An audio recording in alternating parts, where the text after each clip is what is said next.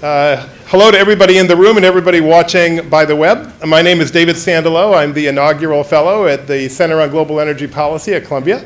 We are here today to talk about solar energy, which is rapidly disrupting many long-standing assumptions in the energy business. The assumption for decades has been that renewable power was clean but expensive.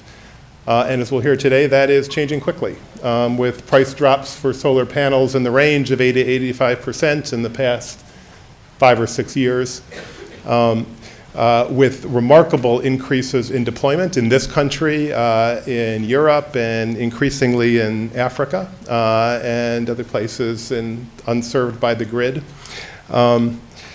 We've seen real changes coming in the utility business model as a result of the widespread penetration of solar energy.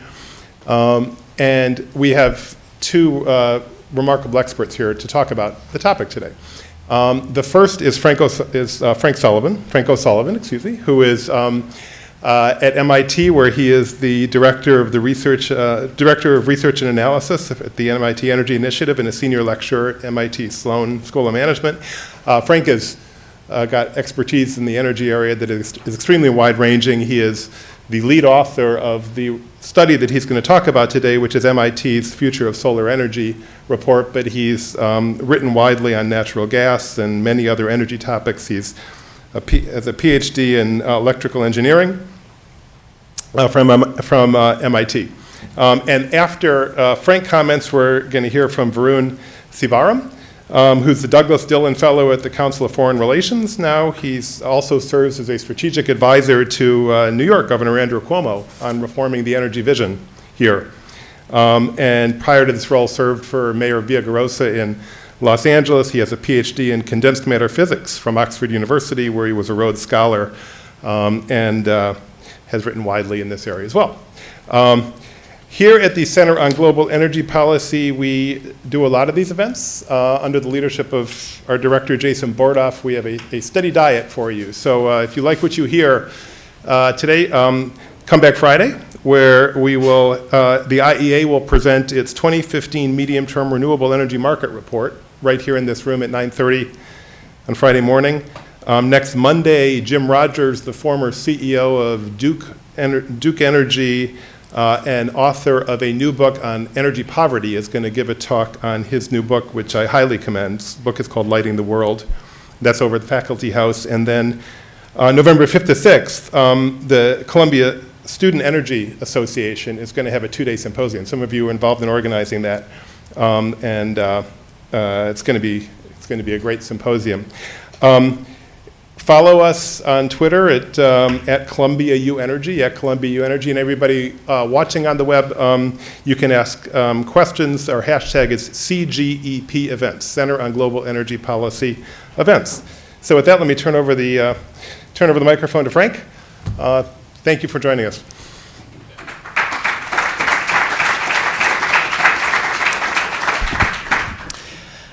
So good afternoon, everyone.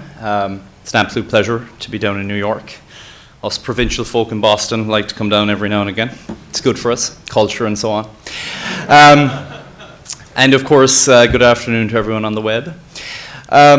So this afternoon, my remarks are going to focus on some work that we've recently completed at MIT, focusing on the rather grand topic of the future of solar energy. And this particular effort is the latest in a series of reports that we have developed looking at major energy pathways and their role going forward in a world where we address climate change and carbon emissions mitigation in a rather aggressive sense.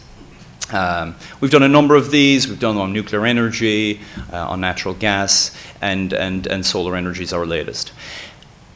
It's a particularly interesting topic because, unlike most of the other work that we've done in this area, solar energy is much more nascent. And that nascency brings a lot of complexity to the table when it comes to evaluating these issues and really trying to understand how we can help guide solar's growth in a manner that allows it to achieve its very considerable potential in helping to mitigate the climate challenge. Nevertheless, we've had a stab off it. And for the next 20-25 minutes or so, I'm going to lead you through some of the main conclusions that we've drawn. And we're going to focus mainly on some of the policy directions that we think are very, very important to focus on going forward.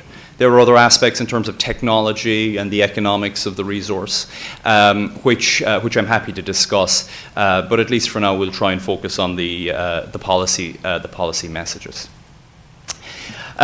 So to begin, let's just appreciate the fact that solar as a resource is particularly important because of all the renewable options that we have available. It's by far the largest, and in addition, it's one that's extremely well distributed globally.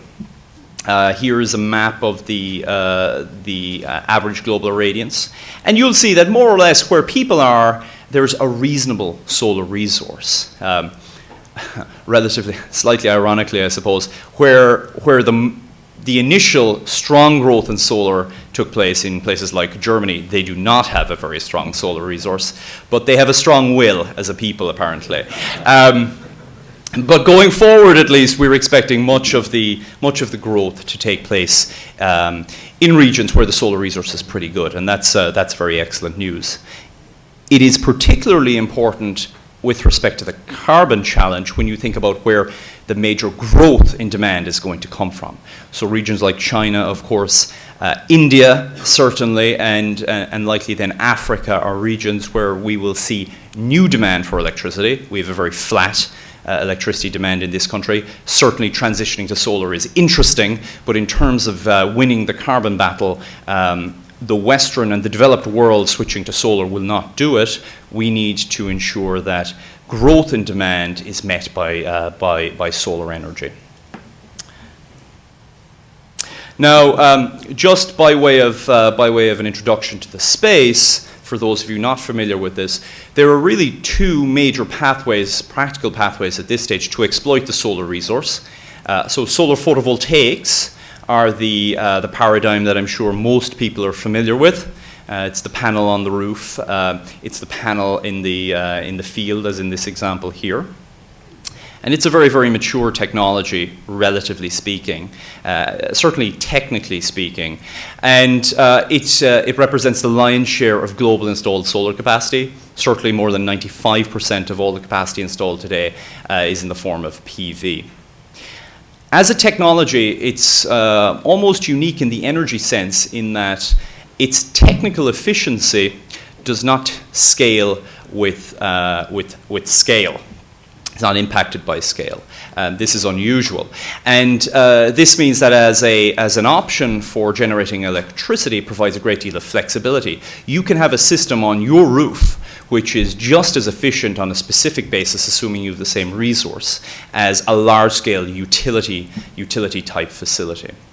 And that offers tremendous flexibility. It offers a pathway to greater distributed generation and so on. And that's what we're seeing today with the growth of distributed generation. That's really mainly based on PV. Its great drawback, unfortunately, is that it is a pure intermittent type technology. So as soon as the sun goes away, generation goes away.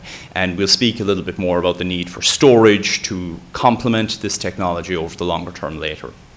Concentrated solar power, for those of you who are less familiar with it, is another option. This is really a thermal pathway. It's all about concentrating sunlight and to a singular point or to a line focus. From there, using that to generate heat, and then using that heat in a very traditional sense to generate electricity. This technology is less mature, certainly. It's certainly less deployed. We have more experience in the United States than most places, but it only represents a marginal contribution to solar today. And it is a technology that is extremely, I would say exquisitely sensitive to scale, in fact. You need to go big or go home if you're building CSP. And that's a challenge for its growth, actually. You also have to face the fact that it needs direct sunlight to work. So you need clear skies, and that limits the geographical footprint that's suitable for this technology. In the southwest of the United States, we have an excellent set of resources for CSP, but elsewhere not so much. Certainly not in Massachusetts, even though we're seeing great growth in solar right now in our state. It does, however, have one beautiful feature, and that is that because it's a thermal base, or it has a thermal stage, it is a naturally dispatchable technology. So that provides some storage capacity, and then you can deploy the technology deploy the generation as needed. And you know, if we could move its economics to a point where it's within the envelope of competitiveness, I would suggest it will become a very, very compelling option in some settings.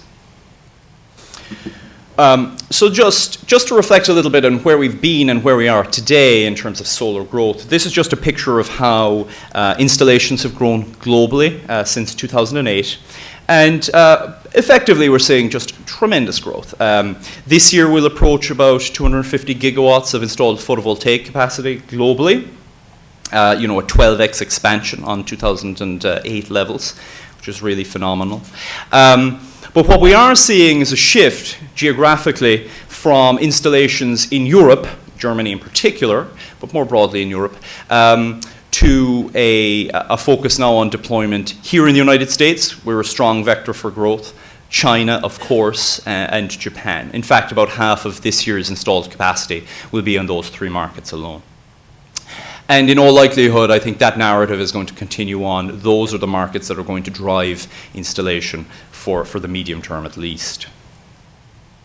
In the United States, this is our story. We've actually seen a rather more rapid expansion in deployment over the past number of years. And the graphics here are just illustrating the pathways that are being used to deploy PV. So we have three options in reality, or three broad categories. Utility scale, so that are the very large ground-mounted facilities. Residential scale, the other bookend, so your unit on your own home, and then commercial scale, large rooftops in buildings and so on.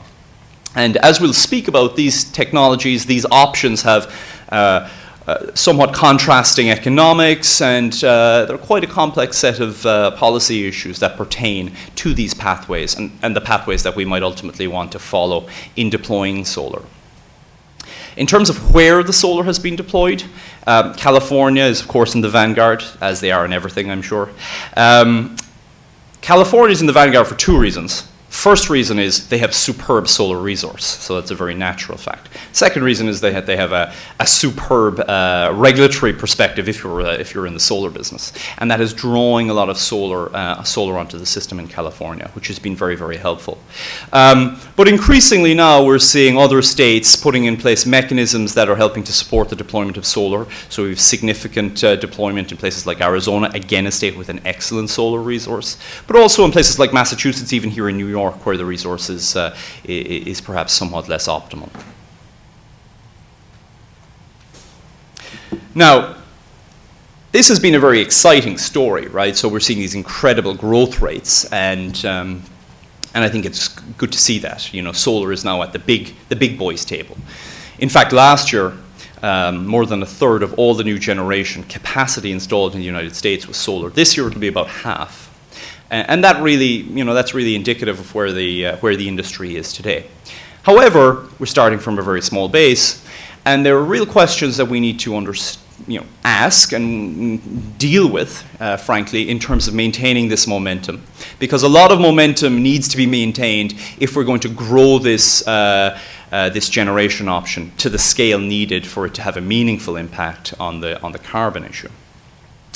So a couple of points on this slide that are important to take away. First, it's very important to stress how declines in module costs, so module being the heart of the photovoltaic system, the conversion technology itself, how declines in the cost of those modules has taken place over the past number of years. It's been profound. We've seen module prices fall by 85% since 2008. And that has been a major, major element in bringing us to where we are today. And what that's meant here on this graphic on the right is that the price of residential systems and utility systems has fallen very, very considerably during that period of time. So in the United States today, a residential system, the cost of a residential system will be on the order of $3 per watt. The cost of a utility scale system will be on the order of $1.60, $1.65 per watt. There's a good deal of variance around some of those numbers for lots of reasons, which are entirely appropriate, but that's where we are. Important to appreciate now that the module is maybe costing you 60 cents per watt, which means that there's a lot of other cost that we need to deal with, particularly on the residential side, the so-called balance of system. And balance of system costs are more difficult, they're more fragmented and more difficult to go after, in fact, particularly when you disaggregate the elements that make up a solar system today. There are some hard costs associated with the balance of system, racking, wiring, inverters, concrete, if it's a large-scale system. And then there are a lot of soft costs in terms of permitting, inspection on the residential side. Financing is a very significant, a very meaningful cost in this space. Accessing tax equity because of our subsidy structures and so on. And that's all baked into the overall balance of system. And so we're now going to have to increasingly turn our attention to addressing those balance of system costs if we're going to continue to push the price and the cost of solar down, which is going to be important. There are also a few uncertainties that the industry more broadly is going to have to contend with in the near term, and one of the primary ones is that at the end of next year, the investment tax credit, the primary federal subsidy for solar, is due to expire. For residential systems completely, it's currently a 30% tax credit. For commercial and larger systems, it will revert to 10% rather than 30%. And that's going to have an impact, certainly, if those tax credits are not reinstated. So there's a degree of uncertainty, and there's some very real challenges that need to be faced going forward to keep the momentum for solar. Nevertheless, it's worth stepping back and saying, okay, well, we've made a lot of progress thus far in terms of cost reduction and so on. Where are we relative to a good benchmark, a competitor? And here what I'm just doing is illustrating how the levelized cost of electricity, and for those of you who are not electricity market specialists, let me just point out the levelized cost of electricity is not a perfect metric, but it's okay for comparing solar, initially at least, with things like the gas option. And that's what we're doing here. So here we have a new combined cycle gas facility. This example is located in California. It's assuming $4 gas. And it's also assuming it's spinning 85% of the time, which is quite a lot, actually. The EIA established that case. And effectively what this is saying is that the break-even point for that system is $65, $66 per megawatt hour. That's its levelized cost of electricity. It's a little bit higher for a gas turbine, a pure peaking system. And now what we're doing is spreading across and we're comparing those numbers with respect to a variety of PV systems of different scales in different locations. Different scales because systems of different scales have different cost profiles, different locations because different locations have different solar resource qualities. And the most important point, the most important takeaway really is that in an area like California with an excellent solar resource, with today's economics, and in fact these numbers are a little bit conservative even relative to today's economics, at the marginal level at least, the levelized cost of electricity from a solar facility is becoming quite competitive with the gas option, with new investment in gas. And that's quite profound. That's a place that we would not have expected to be even 4 or 5 years ago. I should say, because I have a deep background in gas myself, that there is a degree of, I would suggest, over-enthusiasm regarding how low our gas prices can remain in the United States over the medium term. And I think that, relatively speaking, solar today, and certainly solar over the next few years, will be certainly competitive in settings like California at large scale, even without subsidy, relative to new investment in gas. And that's exciting. Furthermore, just last week, there was an announcement of a new utility-scale solar plant in Texas, which will be the first solar facility in the United States that's operating on a merchant basis. So no guarantees, no power purchase agreements, merchant solar has arrived. And that's interesting really because it means that I think the capital markets have finally said we are now comfortable that solar can continue to play a big role going forward. Now, this is where we are today. This is a picture that's relevant when solar is a marginal contributor to our overall power system, which it is at the moment. But in terms of the carbon challenge and in terms of the future, we're going to require a lot more solar. And a lot more solar on our systems is going to have a significant impact on our markets, on power prices in the wholesale markets. That's going to impact existing generation, and it's going to impact very considerably solar and its own competitiveness. Okay? Let me explain that. Let me show you an illustration of what that's all about. So this is a graphic illustrating how in Texas, as solar grows from zero effectively to a point where in this instance we're assuming it's supporting 36% of peak demand, the price in the wholesale market evolves and the price realized by the solar asset owners themselves evolves. And there are just a couple of subtleties here that are important to appreciate. The first is that for the wholesale market, on average, introducing solar reduces wholesale market prices. It's not surprising. Solar doesn't have any fuel cost. It's a zero marginal cost option. So the more you add to the dispatch stack, the lower the price is effectively going to be. Up until a point, and you see some inflection taking place here at very high levels of solar penetration. I should add, this is without storage. When the level of solar penetration requires us to modify the manner in which we're operating some of our base load and shoulder load plants, which adds some cost. Nevertheless, the average wholesale price will fall. Now, for solar asset owners themselves, though, the situation is a little bit more complex. So today, when a solar asset is brought onto a market in California, for example, it benefits from the fact that its generation tends to peak, the output tends to peak, when demand for power is relatively high. When demand for power is relatively high, power prices in the wholesale market tend to peak. And so solar there is really providing a premium product effectively. And because it has a zero marginal cost, it's able to extract all of that rent. And that really helps to buttress the economics of solar investment today. But if we bring a lot of solar onto the system, what begins to happen is that solar is going to, of course, be dispatched because it has zero marginal cost. And higher cost options, say, for example, a combined cycle gas plant or gas peaker, are going to be displaced out the other end of the stack. We can meet demand without having to ramp up those technologies. It's those technologies that set the price. It's those technologies' operating costs that set the price. So if you're displacing higher cost technologies out the stack, you are reducing the overall average price. And during those peak hours, you're reducing it quite considerably.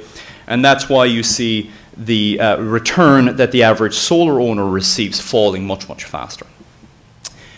This is a big problem for solar power, certainly given today's market paradigms. And effectively what it means is that although we've made a lot of progress with respect to reducing costs for technology, we're going to have to make a whole lot more progress in order for the technology to remain a compelling investment over the medium to longer term. So this then leads to our three messages from our study. I mean, these are three highly synthesized messages. The first is that we need to begin to take a very long-term approach to technology development. And this is really a narrative speaking to federal R&D policies and so on. Second is that it's critical for us to prepare now for much greater PV generation. Much greater PV generation on the grid causes a lot of challenges for grid operators, certainly the grids that we have today, and we need to be preparing for that now. And the third point that we make is that we need to be a little bit more thoughtful with respect to subsidies for solar deployment to ensure their efficacy is maximized. And that's specifically in the context of mitigating the carbon issue. There are lots of reasons why one might want to subsidize solar. What our work is focused on is using solar as a vector for addressing climate change. That's all about mitigating carbon emission, and that's all about getting as much solar megawatt hours generated as possible. So message one, what do we mean by this long-term approach to technology development? Well, really what we're speaking about is a need for federal R&D spending to focus on emerging technologies, which really have the potential to deliver transformative change with respect to the cost of solar technologies, so that issue that I just discussed with respect to falling market prices and a reduction in the return for investors can be mitigated. If we can reduce the cost of systems, solar will remain a competitive investment option. And we need to think about technologies in order to get there. Today, silicon and wafer-based technologies in particular dominate our solar market. Maybe 90% of all the technology being deployed is in crystalline silicon form. And it's a technology that has many, many attractions, but some limitations, certainly going forward. It's very efficient, very reliable. We have a long history using it. It's very durable. It's abundant, silicon is abundant, and it's non-toxic. But its disadvantage, at least in today's guise, is that it requires relatively thick wafers. You may not think so, but they are. That means that systems are relatively rigid and heavy. There's a lot of glass required in many of today's modules and so on. And crucially, this type of high-quality wafer-based technology has a very complex manufacturing footprint. Lots of high temperatures, lots of high vacuum, step-by-step processes. And that means that it's quite difficult to move the needle on cost. Now, we've seen a dramatic reduction in cost for modules over the past number of years. That is really a feature of going to scale. Today we have manufacturing facilities in China, which I should add had excellent financing, by the way, which helped a lot too. But we have manufacturing facilities in China that are at scale. Okay, so doubling the size of these facilities is not going to yield the type of gains that doubling the previous generation size of facilities did. So we're beginning to run into some challenges with pushing silicon forward. It's going to continue to play a very important role for the medium term, but for that long-term goal, it may not be able to maintain the kind of progress that we need. And this all actually ultimately comes back to the total system cost and the balance of system. So today, this is just a breakdown of utility scale and PV, utility scale and residential scale PV systems, and where the cost really lies, the various bits and pieces. And you'll note in both instances the module cost is really becoming a smaller and smaller portion. I mentioned this before. But many of these other elements scale with the module and scale with specifically the form factor and the nature of today's modules. So more rigid modules, for example, require heavier balance of system. That requires certainly heavier civil engineering at the large scale to manage wind loads, etc., etc. And there is an opportunity certainly to look to some newer technology paradigms which would allow us to open up a different balance of system profile. And if we can do that, then we may be able to achieve a step change in cost. Here's just a little bit about some of the options. There are many options out there. Okay, there are many options out there with respect to these new types of technologies. But here are a couple of the important features that we really require of them and that they can provide. They need to be light and flexible, and we have technologies that can provide that. High throughput and the potential for manufacturing in a very linear sense is very important. And in addition, it's very, very important that the material set be abundant. All of this really is about where research, for example, at the Department of Energy is focused. Today, the solar industry themselves are really, really excellent at taking what they have, moving that a little bit ahead, certainly within a commercial horizon. And they are the folks to do that, quite simply. They are motivated to do that, and we're seeing them doing quite a good job at that. But they are not capable, nor have they any intention of, working on these new paradigms that can lead to this step transform in cost. And that's not at all unreasonable. This is really a role for some of our federal agencies. And we advocate very, very strongly that the focus of the federal dollars that nobody else will be able to provide, should be on the development of these technologies, these new technologies that provide that potential for a very major breakthrough.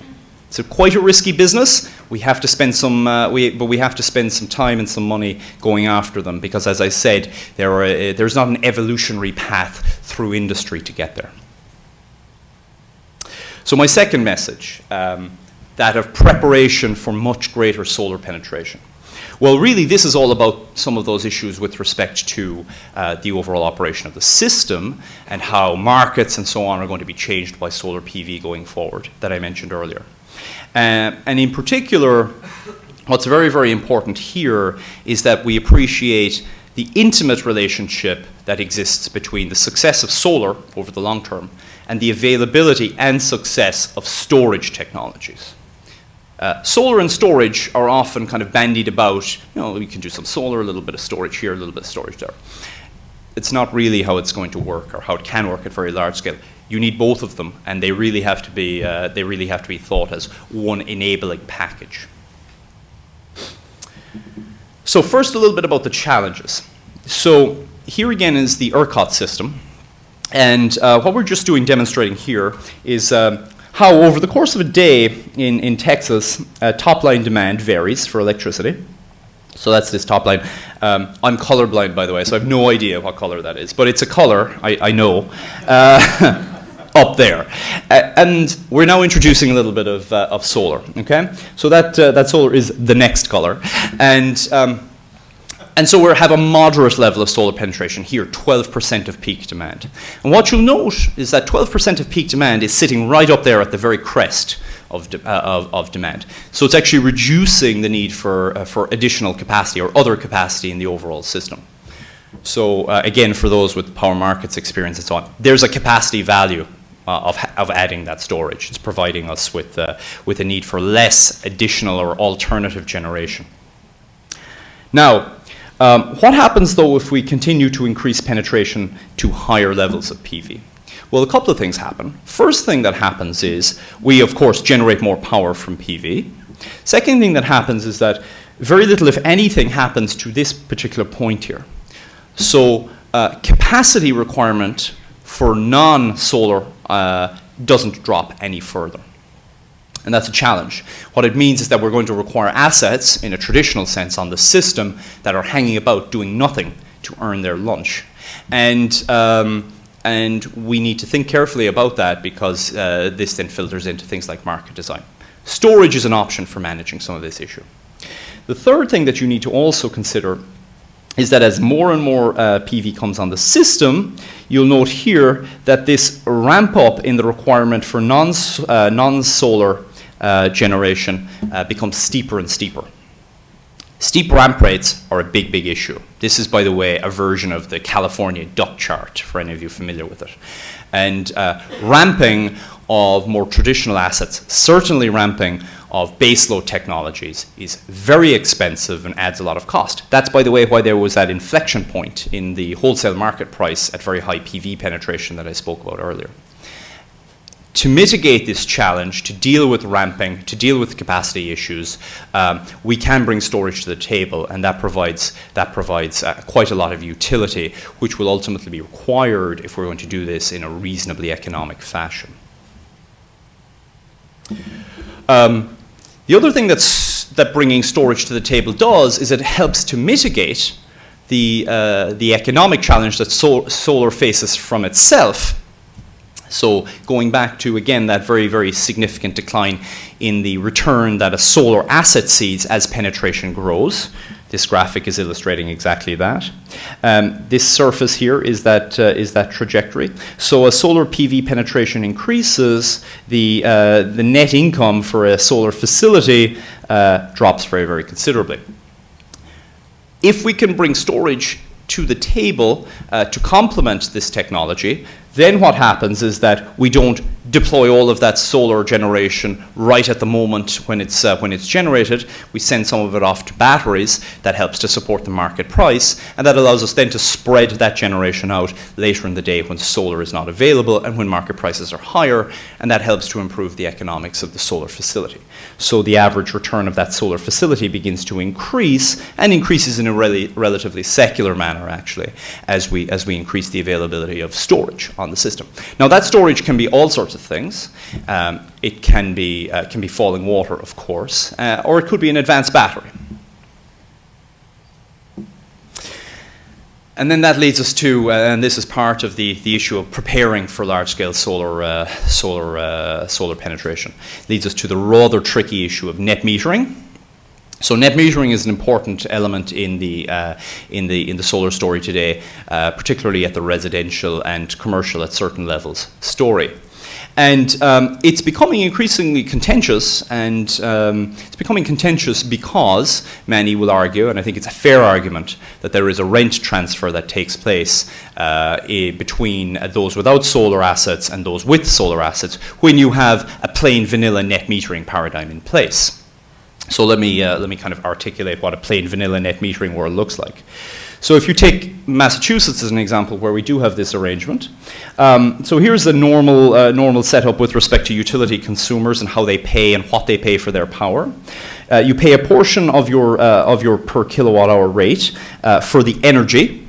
In Massachusetts, it's about half, and the other half of your rate is for paying for the wires, effectively. In our net metering paradigm, if I install a solar facility on my roof, every kilowatt hour that solar facility generates is remunerated at the full rate, so at this retail rate. And that's just demonstrated here. So customer A has been very smart and has bought himself a solar facility on his roof. And now for every kilowatt hour, he's receiving or she's receiving the net rate. Effectively, the utility is paying the consumer that rate. Now, it's entirely valid for the utility to pay the consumer for the energy, we would argue, certainly, and also likely for some of the benefits that system would provide to the utility for that helps them in reducing cost for operating their network. That, by the way, is a very complex issue. So let's not get into it. It's very complicated and highly locationally specific. But in this arrangement, that's not just what the operator or the owner of the asset gets compensated for. The owner of the asset actually gets compensated a rate that includes the rate they would have been paying for the wire. And you know, the reason that this is like this is that back in the day when these arrangements were put in place, they made sense. Utilities liked them, by the way, because there wasn't very much solar on the system. This was a very simple system to administer, and so on and so forth. But today, in certain markets, this dynamic now is eroding very considerably utility revenues. And that's not necessarily a bad thing, but it certainly places a challenge on utilities who have to work within this tariff structure in order to maintain adequacy in their system and so on. An important example of how this has played out has been Arizona. So very recently, Arizona has had lots of action in this space, and both the Arizona Public Service and the Salt River project rate structures have been changed so that this plain vanilla net metering no longer applies. Unfortunately, I think it's been done in a pretty blunt manner, and the blunt manner that it's been done really undermines the value of rooftop solar in that particular market. So we're going to have to go through this dynamic over the next few years, state by state, maybe city by city, in fact, where you have munis in operation, in order to really find a mechanism that works for supporting rooftop solar, but at the same time not overly supporting rooftop solar. Certainly not supporting it in a manner that's dramatically preferential relative to other options. And that leads us to the third point, and I know I'm over time. My apologies, David. Subsidies. Subsidies for deployment and the need to improve their efficiency. So really, very simply here, there are a few points. First I'm going to make is that the main federal subsidies that we have available for solar today are based on investment tax credits. The problem with investment tax credits is that it really is focused on what is that headline capital number.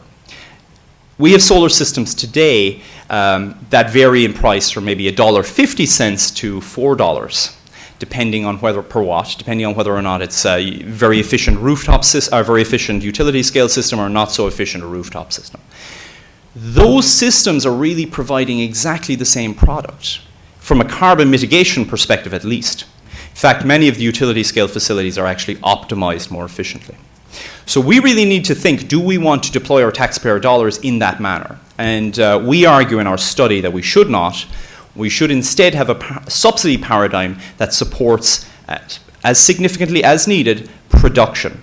So production should be supported rather than capital investment. And by doing that, you can optimize and you can incentivize developers to really get the most efficient system out there and to generate as many carbon-free megawatt hours as possible.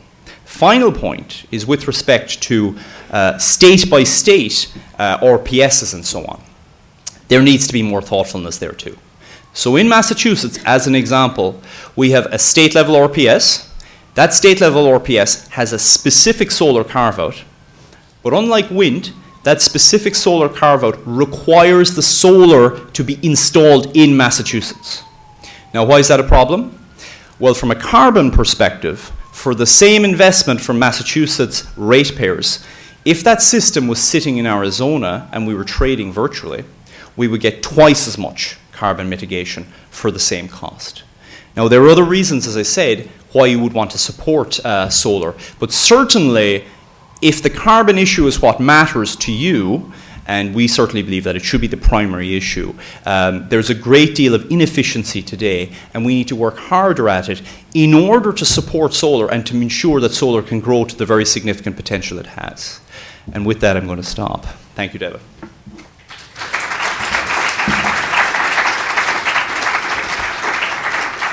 Frank, that was tremendous. Thank you very much for that incredibly rich and thoughtful set of comments. And now I'm delighted to introduce Dr. Varun Sivaram.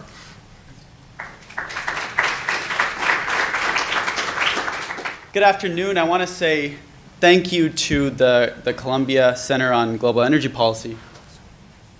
Thanks so much for the invitation. And I also want to say thank you to Frank. I think the work you do and the work the MIT Energy Institute does is absolutely vital, because you're one of the few institutions that has an integrated perspective that brings together scientists, social scientists, and real policy researchers, and puts, thank you so much, and puts everything together into a package that we don't see very often. So thank you. I don't have an awesome Irish accent to hold your attention. In the absence, I thought I'd start with a pop culture reference. Who has seen The Martian? Raise your hands. Now, of the folks raising your hands, keep your hands raised if you think that this guy is the hero of The Martians. Okay, most people were supposed to keep their hands raised. In fact, it's not Matt Damon, it is the solar panels that I think are the real hero of the movie The Martians. The solar panels are what powered Matt Damon's trip 2,000 miles across the Martian surface. And it's the solar panels that I think Hollywood has been too imaginative with and a little bit unimaginative with as well. If you see these panels, really what they are existing silicon solar panels, and Hollywood's gone and put some gold foil in them. That's a terrible idea because you reflect about half the light. But really, what I want to ask them is, how come these solar panels look rigid and heavy and all the bad things that Frank just told us about? Why don't they look lightweight, roll-to-roll processed, and high efficiency, like what Frank promised us was coming? That's where I think Hollywood got it wrong, even though The Martian is a fantastic scientific movie. So I wanted to follow up on all three of the themes that Frank talked to us about. And the first one was technology. How are we going to invest in a long-term technology roadmap? And to set the stage, I do want to say that the pessimists have a good case to make today. From 2006 to 2012, we saw a boom in interest in the clean technology sector broadly and in solar power in particular. Unfortunately, that boom then turned to a bust. What I'm showing on this graph in the green curve is the total amount of venture capital funding, much of it from Silicon Valley, that went into solar power and clean tech startups broadly.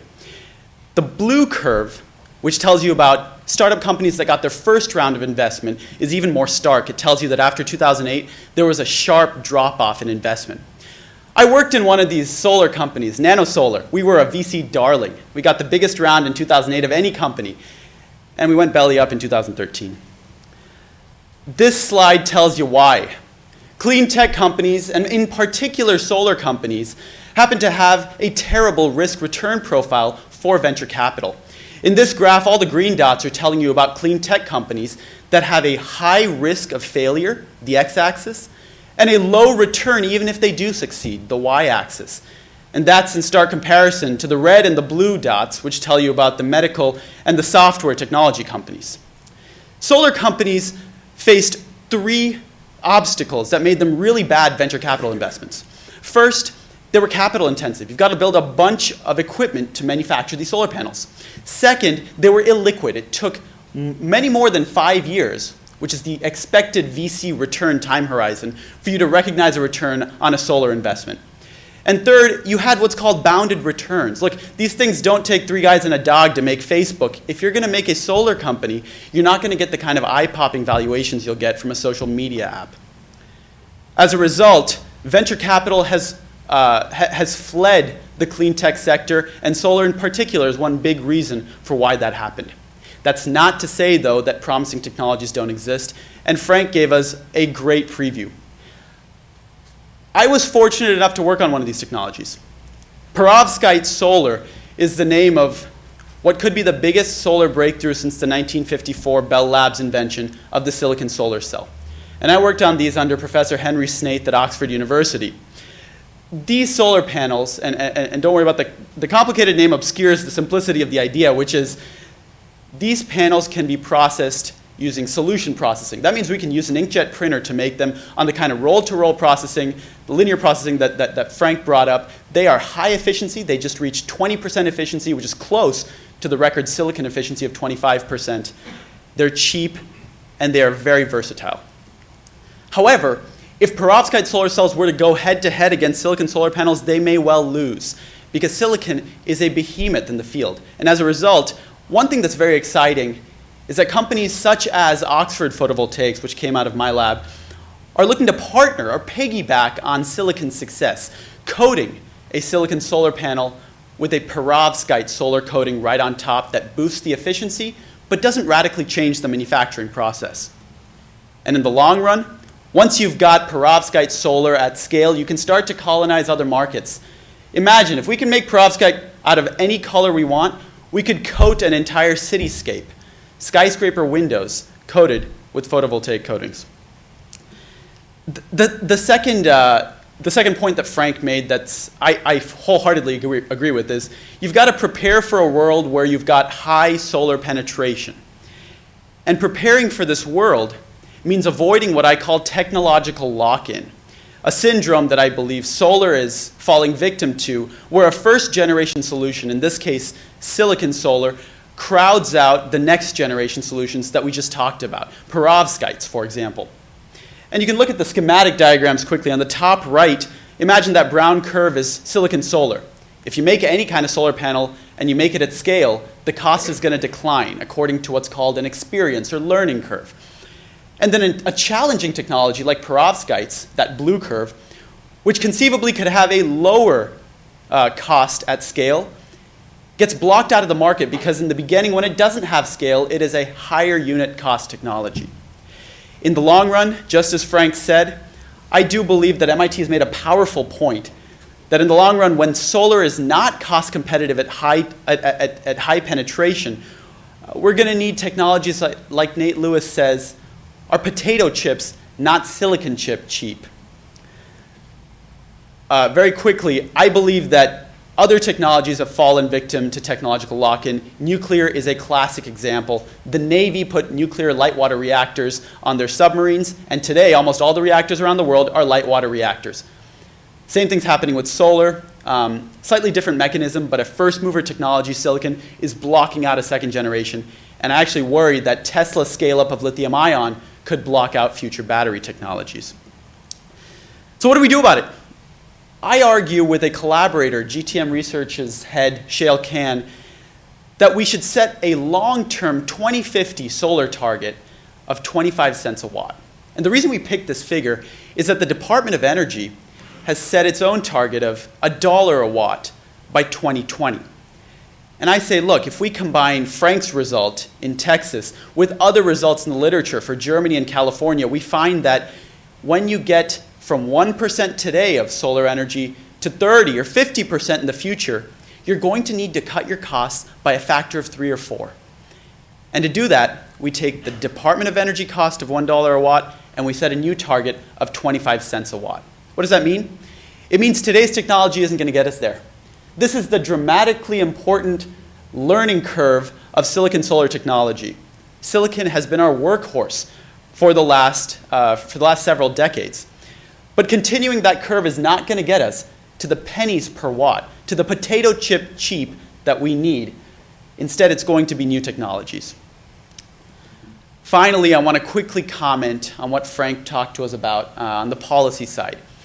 Largely, I tend to agree with Frank. I wish there was a little more daylight between us so I could be more interesting. But there is one thing that I would like to highlight, and that's that Frank rightfully said if you're looking from the perspective of just carbon emissions, you want to take utility scale more seriously than you take distributed solar. But distributed solar may have a very important role to play for other reasons that eventually feed right back into carbon dioxide reductions. I work, when I'm not wearing my CFR hat, I work with the state of New York, and we're looking at how to correctly value distributed solar. Frank's absolutely right. Today, net metering is an awfully coarse and inelegant way of valuing distributed solar, rooftop solar. But distributed solar really does have a variety of benefits that we are not valuing or monetizing. Many of those, for example, in this category of grid support services, are things that can make the grid more stable, safe, and reliable. They can reduce the line losses over long transmission lines.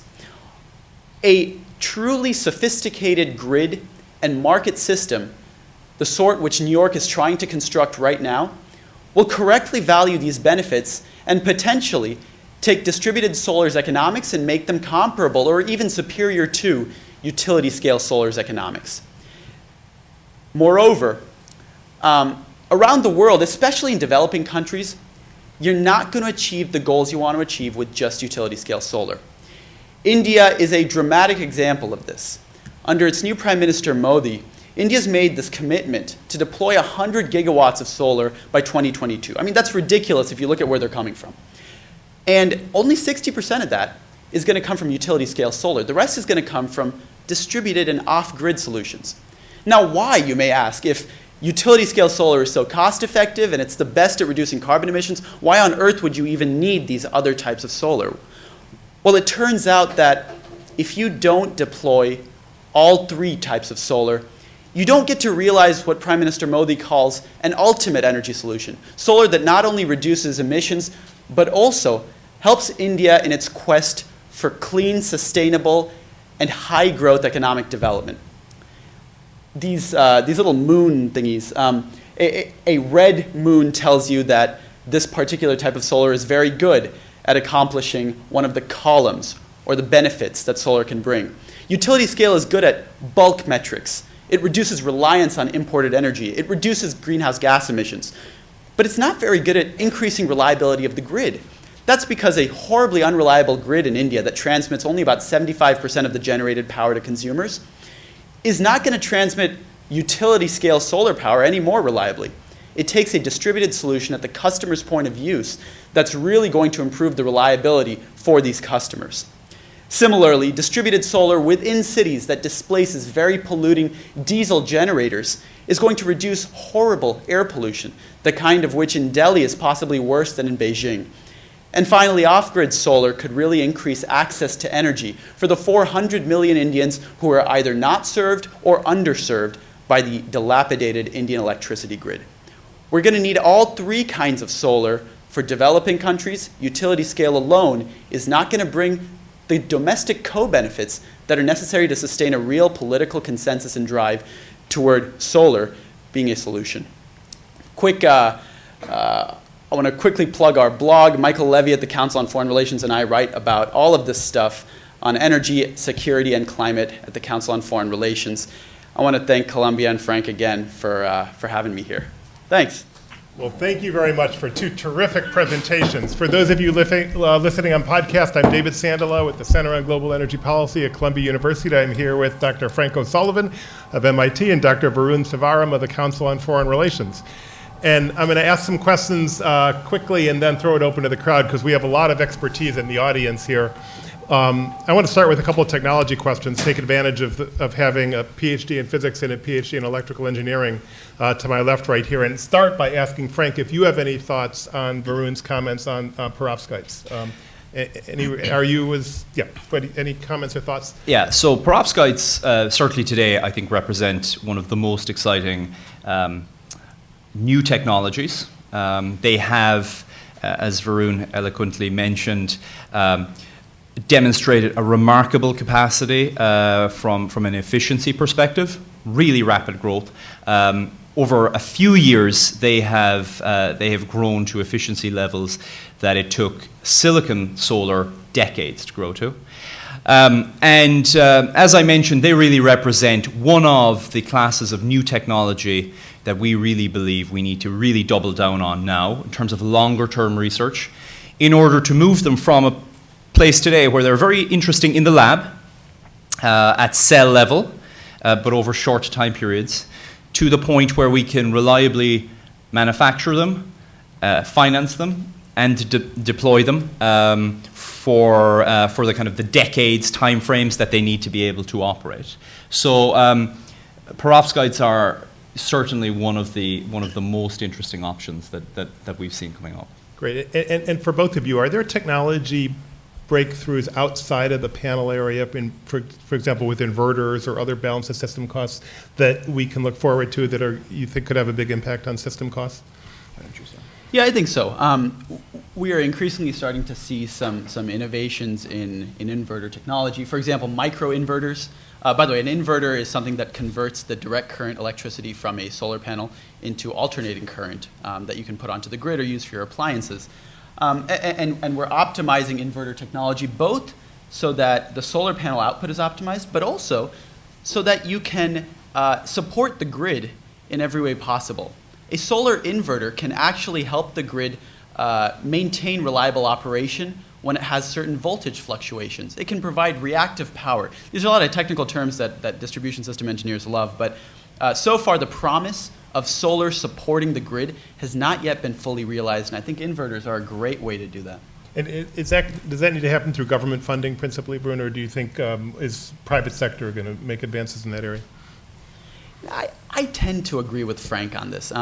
Frank made the point that the industry has all the incentive it needs to go and drive down balance of system costs. You saw how much of the total system cost was BOS.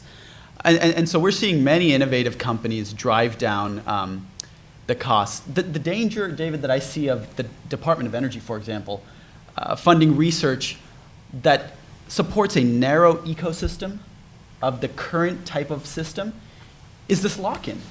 If both your industry and your basic research are supporting the same narrow ecosystem, you're not going to get out of that ecosystem. A dramatic disruptive change in how we generate and distribute solar energy needs to come from work that's supported by the federal government. Can I just add to that a little bit? I mean, so the DOE has done tremendous work, and I really have a fantastic group of very, very focused people who are working really hard to move solar forward. What bothers me, what bothers us as a study group, was that really the temporal horizons that the DOE are now solving for are too near term. They're really crossing over into the realm of commercial issues. For example, the DOE has a program today focused at trying to improve the efficiency of installers, rooftop installers. That is certainly worth doing. Our point is that nobody is going to support the longer term work. Perovskites are not going to be developed through support from today's solar manufacturers. However, today's solar manufacturers, today's installers, are directly incentivized to do better at installing. And so it's just striking a balance. And I really like what Varun laid out there in terms of that longer term goal for a very, very aggressive price point. I think it's also, though, fair to say that from a kind of a political expediency perspective, by having these slightly shorter term goals, it's very easy. It's not easy, but it's certainly easier to demonstrate very tangible progress. And we see that with solar today. It's a lot of excitement, a lot of progress. But we really do believe that now that we have gained that momentum, the DOE should really course correct somewhat and begin to think a little bit longer term. We could have a rich conversation about this. I come from Washington. We're looking out beyond the annual appropriation cycle as long term. So yeah, yes, exactly. Let's talk a little bit about grid management. Both of you mentioned storage as a tool. How about other tools for grid management, like demand response and predictive analytics? Can those play a role in the penetration of solar? Absolutely. When we really say storage, what we really mean is that capacity to move energy, to dispatch energy, be it real or negawatts. And there are a variety of options available for doing that, including demand management, as I said, in systems where you have hydro available. That's very attractive. California is a very good example. But Texas, for example, is a state that does not have a lot of hydro available, and they're going to need a different solution. So certainly, it's going to be a cornucopia of solutions in reality, and an important role will be played by advanced batteries. And I do want to say, this point that batteries will play an important role in buffering the intermittency and variability of solar sounds like it's repeated uniformly. I actually don't think there is full consensus on this. So, David Keats from Harvard has a paper out this year that says that, frankly, it's natural gas generators that are going to play a much bigger role, like 10 times bigger role than battery technologies, even if batteries fall in cost by 2x. Right. In buffering this kind of intermittency. I do think, though, that Frank is right. It's going to take a whole portfolio of options to change the way that, to make demand smarter. As supply becomes less and less predictable, demand must become correspondingly smarter. And I think you're right that that portfolio approach is how we achieve, how we make the two dovetail. I think, the key thing now is that we are entering into a period of tremendous change, by the way, for the power system. I mean, from a regulatory perspective, from a commercial perspective, certainly from a technical perspective. And up until now, those changes, they were interesting, but they weren't meaningful in terms of real impacts on the system and on the kind of the primary focus of reliability, ensuring the lights are kept on and so on. But now, because of solar's success, frankly, we are entering into a new phase where we really need to have an alignment with respect to how these systems can be thoughtfully brought in a manner that is integrative rather than we just want to have it there and we'll figure it out later. And that's an important subtlety. Great. A few more questions, and then I want to go to the crowd. Talk about the economics and I want to ask about the job creating potential for solar. I don't know whether either of you paid attention to this, but if so, can you speak to it? And what are the opportunities with respect to job creation in the solar industry? Yeah, there are two ways to approach this. So one is looking at a developing country, for example. I brought up the example of India. Again, I didn't mention that distributed solar has much higher job creation potential, more than 4 or 5x that of utility scale solar. Distributed solar can really support and sustain a local economy of engineers and construction labor, et cetera. then there's the other sort of job creation that I'm interested in this country and in developed countries.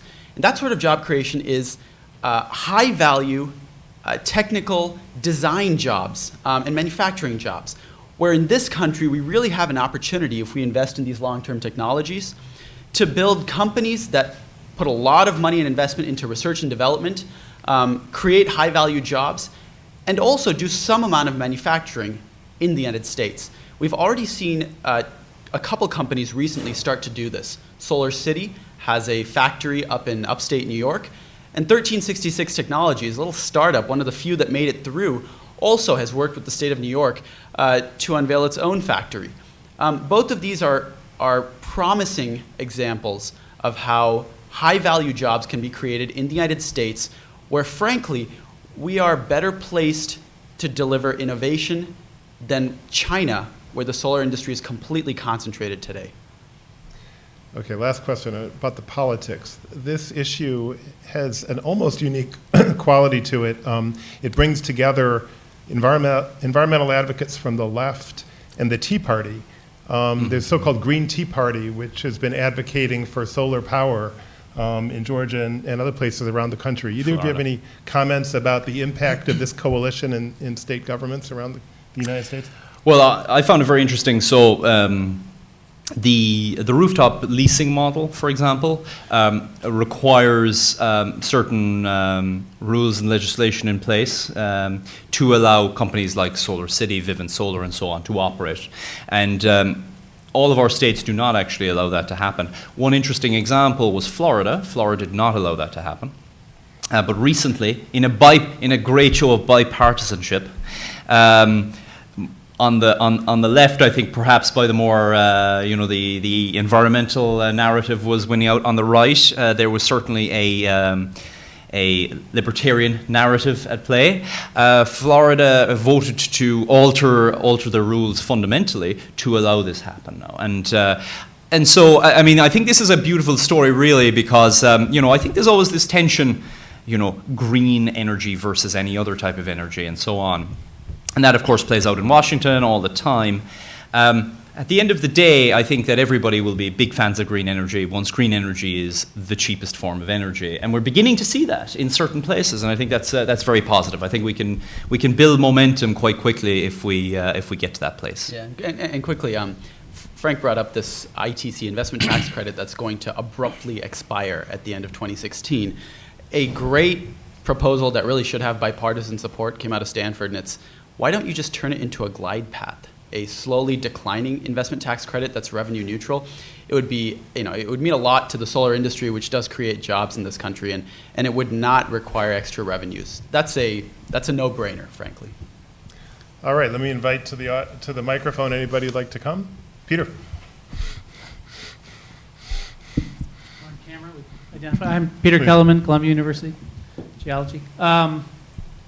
First of all, I just want to tell a joke. Keep your federal hands off my solar subsidy. But, that's for the Green Tea Party. But anyway, no, I have a question that's probably really stupid. But when you say battery, I wonder what you mean. So do you include things like splitting water into hydrogen and oxygen and splitting and making methane out of CO2 plus water? And do you include molten salt? Do you include various kinds of exothermic, endothermic flips? You include all those things all when you of say those. Battery. Absolutely. And what do you think in terms of energy efficiency and so on? What do you think is likely to be the best technology in that context? Well, I think, Varun has brought up a very important point, and that is that we may not necessarily end up with the right option. We may end up with an option that got to market and got within the bounds of competitiveness faster than the rest, and that's a real concern. Right now, in the United States, if we look at all of our power systems and we actually were to step back and say, okay, what portfolio of storage assets, storage types, energy joules versus watts here and there will we need to support the renewable enabled grid of the future? We really don't know. That study has not been done. And so there is there's a large body of work, frankly, that needs to happen in parallel with market deployment that's now beginning to take place in places like California, driven by mandate, to really, I think, identify what the right suite of technologies will be. And that, I also argue, is very important because, again, the federal government, for example, are supporting this technology development with research dollars, with, in some instances, loan guarantees and so on. And it's important for us to ensure that we are supporting the right technologies, or at least have a grasp of what the right technologies are. And right now, I argue at least that there's a good deal of opacity regarding that. And when that process happens, you're not going to get one answer. It's going to be a portfolio of this much energy density, this much power density. Yes. Right? And you know, for example, you may have lithium-ion batteries for one thing and vanadium flow batteries for another and compressed air storage for something else. The important thing, in my opinion, is that you have a diversity of solutions to meet the seconds, minutes, hours balancing regime. Just one final point. I mean, as we move out there, there will likely be need for seasonal storage at scale. Yeah. And that comes to, for example, solar to fuels type options or a whole host of other types of options. So that entire spectrum is really in play. Okay, and just to make something clear, I mean, Dave Keith's idea is what's happening now, and it's certainly not going to get us past 50% market penetration. Well, I was talking to David about that last week, actually, and he's very excited. So I'll have to defer to David. Please, and identify yourself. Ken Kramer, Rushton Atlantic. We're a financial consulting firm that works with the solar industry on transaction support. And I also serve on the steering committee for the DOE Future of the Grid Task Force. Storage is, you know, I think the elephant in the room, and it's not that we haven't talked about it. You know, I heard the Green Tech Media podcast, you know, where you guys were talking about, okay, we got to the sunshot $1 a watt, now we got to get to $0.25, and here's why, and, you know, we saw the graph, and it all makes sense. But I seem to recall the concept there was just, let's assume storage is too expensive and we have to concentrate on just getting the cost of solar down. You know, until we repeal nighttime, obviously, you know, more work has to be done in that area. And, you know, I don't know about battery chemistry, or, you know, you know, there are some interesting underground pump storage things. You know, I thought that, you know, beacon, you know, high-speed turbines were going to be the wave of the future. Yeah, nobody does know. But to the extent that you could come up with the calculation for saying this is how cheap, you know, solar generation has to be, do we at least have the sense of what would be the economics of, you know, A minute to minute, B day to night, and B summer to winter storage that would ultimately allow us to have a, you know, say primarily solar grid? And do you guys see that's even the long-term future, like a solar and hydro generation capacity? Yeah, so, by the way, I'm thrilled you listened to the Green Tech Media podcast. Please all do. The reason we picked that target, exactly like you said, is we wanted the solar industry target to be resilient to uncertainty. It may very well be the case that in some pockets of the world, especially here, we do manage to deploy advanced storage solutions and deploy them at scale. But if we're talking about global penetration levels, we didn't want global increases in deployment to be thwarted by a lack of storage, which is quite likely. And so that's why we picked that particular target. Now look. But Varun, sorry to interrupt, but so the target includes balance of systems costs, but not the storage and other integration costs? Not the storage. Well, so you could look at it one of two ways, right? You can make the solar so cheap that inside your 25 cents a watt you include storage costs. Or frankly, the way we look at it is you make the solar 25 cents a watt, and that gives you some room to then include some storage. That's the way I see it playing out. But is it, you know, Powerwall price storage, or still 10 years down a learning curve cost of storage? I don't even think it's 10 years down a learning curve cost of storage. I think it's new technology cost of storage. Right. We've got a lot of work to do. Yeah. Yes. Thanks for your question. While the next questioner comes up, let me read a question we have from Twitter. How do land constraints and solar energy's density play out in deploying solar? So that's it's an excellent question. I think it plays out, again, dependent on where you are. So let's take two contrasting, relatively mature markets, Germany and the United States. So in Germany, they do not have the luxury of a widely available, low quality or low cost land, and hence the preferred deployment paradigm in the German context is rooftop, and that's a large spectrum in itself. And they've worked very hard to move their economics to a point where that works, and they've also supported it strongly, so it works there. Here in the States, we have abundance of very, very low-cost land for this activity. In our study, actually, we've gone through that exact issue with respect to land use and land availability. And so at least for the foreseeable future, we do not believe that land availability is going to be an issue. I think with that said, there needs to be some thought given at large-scale deployment to the environmental impacts of that. We are already seeing it in Europe with respect to wind deployment. People are getting less and less happy with that piece of kind of landscape furniture, if you wish. And I think the same issues might have to be dealt with solar.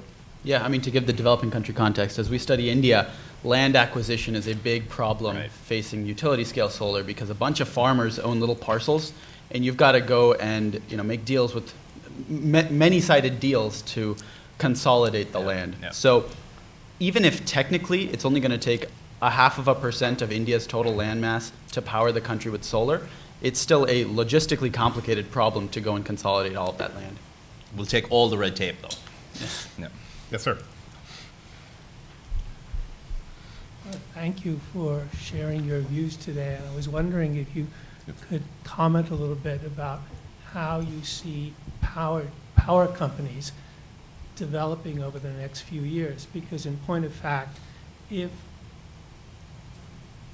you have a lot of solar being used, then they may be stuck with a bunch of facilities which they've issued bonds to pay, and yet they're unable, they don't have that demand. And that people going off grid have already become a problem in Australia. Yep. And I'm not in point of fact, you're probably correct that commercial energy produced by solar is much cheaper than putting it on rooftops.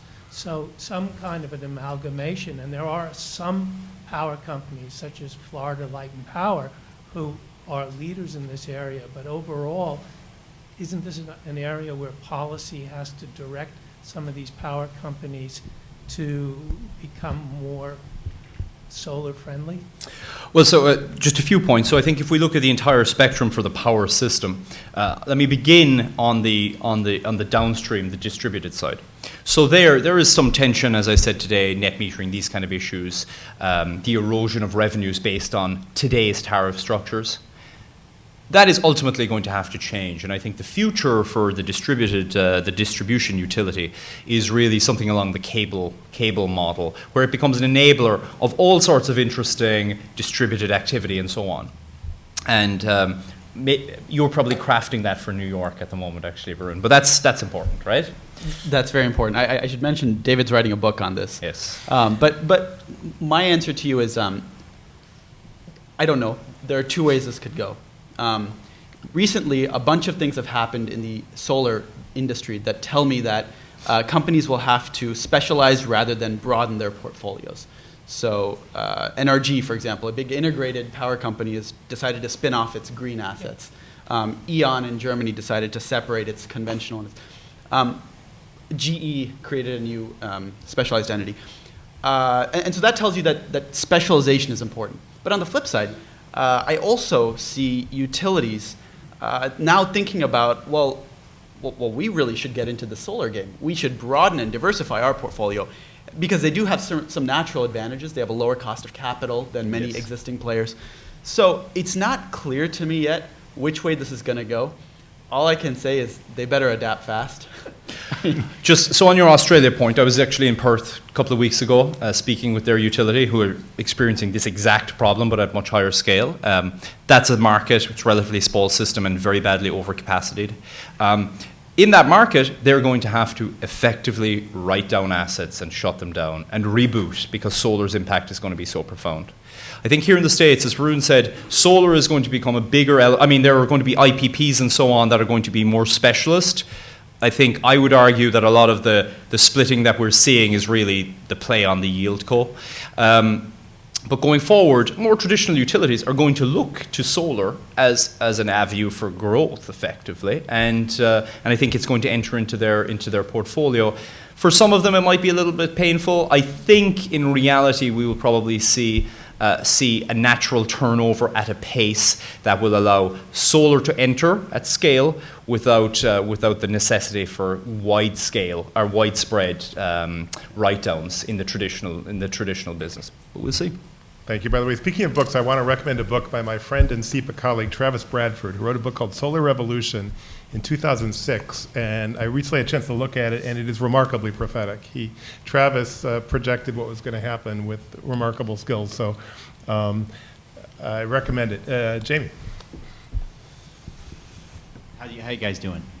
Jamie Hudson. I'm a second-year student here at SIPA in the business school, studying energy. We talk a lot about the asset lock-in problems, and it was kind of interesting to hear the way you put it, Varun. That was a different way of thinking about it. So I'm struggling with how to phrase this question, but it's about that. You know, you have these 2 new solar factories being built in New York, and you have all these new technologies, and you have this sort of goal of, 2050, 25 cents a watt, but then you have the simultaneous goal of not just being developed countries, but also getting solar into developing countries like India. How do you kind of handle that mix of we want to do 100 gigawatts in India and all across the world, but they'll also bring these great new technologies to market at the same time, avoiding the lock-in problem? It's such a good question because what we're facing is the collision of 2 schools of thought.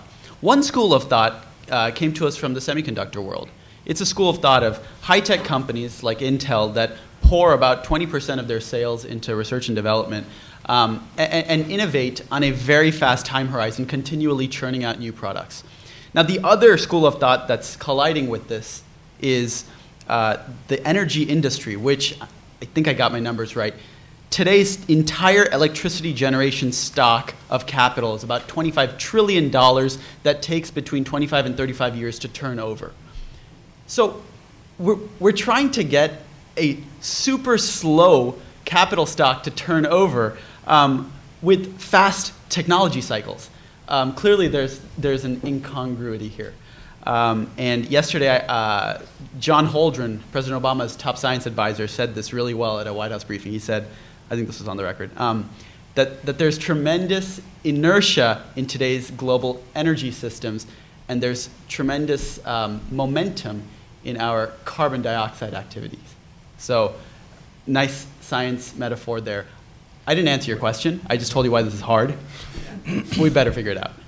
We are just about out of time. Let me bring in the last question, and then we will wrap up. Mike McDonald from OVR Global Resilience Systems. So what you've painted is a picture of continuity of markets and to some degree, the evolution of the technology. But we're going into a time that potentially has significant social collapses. Is it possible that distributed, collectively intelligent grids, which will have the benefit of the exponential growth on the intelligence side, but put into very local areas, would benefit much more by the distributed solar than the utility level solar, and that actually the social value is much higher? So if you're going into a time where you may be taxing the petrochemical industry because of the externalities and nuclear, wouldn't it be better to think potentially about growing large-scale grids from the base with a much better labor generation with more distributed solar connected to distributed communication and the ability to use the Internet of Things and so on? So if I get your question correctly, what I think you're saying is a very reasonable point. It's if we put a bunch of distributed clean energy we reserve ourselves option value for when the grid becomes intelligent enough to fully utilize the social value of those distributed assets.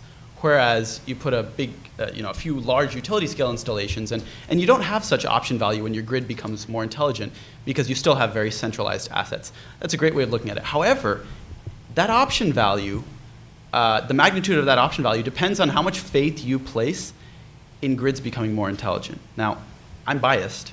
I think the grid in this state is going to become extremely intelligent, but I cannot say the same around the world. All I can say is that I hope we succeed and that this model is followed elsewhere. That's a great point. Yeah.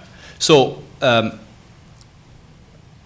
it would be lovely, but we don't have smart grids, we don't have smart meters. And by the way, you should step back and try and calculate how much it will cost to install a properly smart grid in the United States.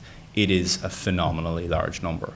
And that, I think, is a real challenge, right? Because the time frame to do that, and really that's what we need. By the way, that's once we have that, you open up a plethora of new options for using distributed resources in a much more thoughtful sense. But right now, and for the foreseeable future, we're not going to have those that infrastructure available. And I think we are, at the same time, we're facing this carbon challenge, and if we don't really have serious action on that rapidly, in places like India, even here in the States, we will lose that battle. So, it's complicated, and I think, at least from our perspective at MIT, we're just trying to move things along to the greatest extent possible, given what's going to be politically possible, given what's economically possible today. This has been a tremendous discussion. We are out of time. Please join me in thanking Frank O'Sullivan and Varun Sivaram.